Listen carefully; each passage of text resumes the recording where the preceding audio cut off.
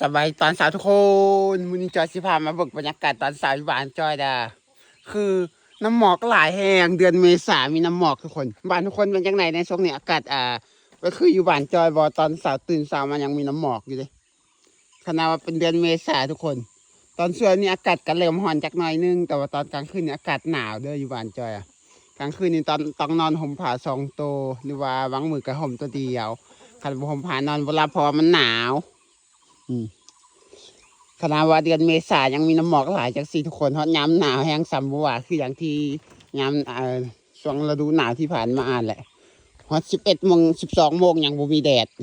อันนี้ก็เวลา8 โมงปลายแล้วยังบ่มีแดดเถอะเพราะว่าแดดก็มีน้อยนึงเลยเห็นอยู่พุ่นแต่ว่าน้ำหมอกมันหลายกว่าหลายคนก็อาจจะสงสัยว่าจอยอาจจะคิดอาจจะว่าแบบจอยเป็นคนคิดตัวอันที่เห็นนี่มันบ่แม่นน้ำหมอกมันคือควันแต่ก็แล้วแต่ผู้ใดจะเสือกก็เสือกผู้เสือกก็อย่าเด้อ เพราะว่าในแต่ละหมู่จะอัปเดตให้ทุกคนบังอยู่สู่มืออยู่แล้วนะคือหมู่ใดมีควันมันก็สิเป็นบรรยากาศอีกแบบหนึ่งหมู่ใดมีน้ำหมอกก็สิเป็นอีกแบบหนึ่งคือไอตอนเช้าตอนแรกจะตื่นมาก็ยังมียังมีแดดอยู่น้อยหนึ่งทุกคนคือแบบว่าไม่เห็นมีน้ำหมอกแต่ว่าตอนนี้มีแต่น้ำหมอกแดดมัน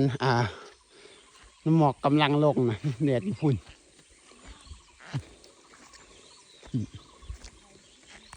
บรรยากาศโคตรดีนะทุกคนหมอกหลายไงทั้งใดก็มีทั้งนี้ก็มีมันจะมีอยู่ตามป่าตามภูเขาป่าแก่ป่าต้นไม้อากาศเย็นเลยทุกคนบรรยากาศตอนสาวอยู่บ้านเขาก็สิเป็นมาประมาณนี้อยู่บ้านทุกคนจะเป็นจังไดแน่มีน้ำหมอกคือกันบ่เดือนเมษามีน้ำหมอกทุกคนคือหายากเลยสิเห็นเดือนเมษามีน้ำหมอกจังซี่คันวนประเทศที่เขาเจ้าหนาวแท้ๆอันนี้เฮาเป็นประเทศที่เฮากับบ่ได้หนาวขนาดนั้นนะแต่บรรยากาศมันดี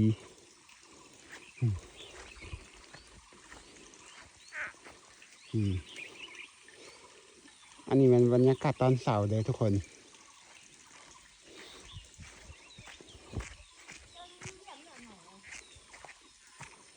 เขาเมื่อวานเหรอ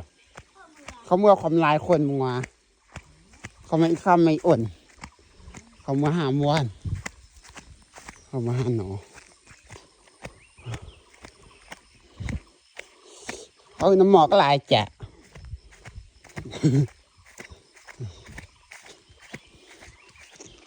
ทุกคนน้ำหมอกลาย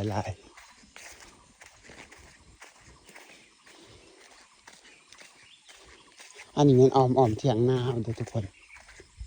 อ้อมบริเวณเถียงนาหรือว่ากลางนานี่มื้อนี้คือแบบว่าโอ้น้ำหมอกนะ